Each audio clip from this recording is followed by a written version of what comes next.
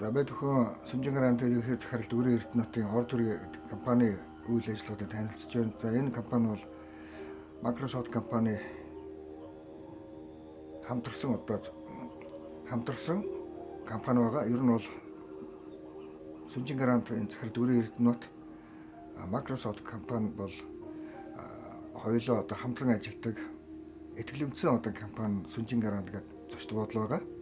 Ерөнхий захирал Дүүрэн Эрдэнэт одоо энэ ерөнхий захирал маань өөрөө Сүнжин грантын эзэн байгаа шүү дээ. 1997 онд байгуулсан энэ томоохон компани үйл ажиллагаат бид бүхэн одоо аяз жуулчлалын хүрээнээс гадна торгоны үйлдвэр байж байна.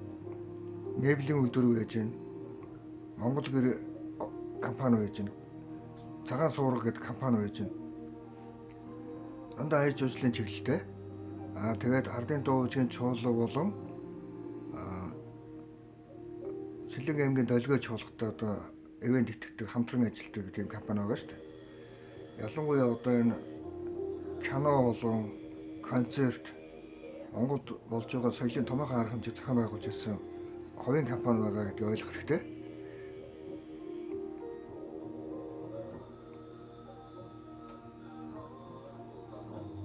Ингээд орд төрийн компани тухай товчондоо бид бүхэн танилцлаа. Ер нь бол ерөнхий захирал Дүүрэн Эрдэнэт өөрийнх нь байгуулсан компани бол маш их өргөн дэлгэр цар хүрээтэй үйл ажиллагаа явуулдаг байсан гэдгийг ойлгох зүйтэй.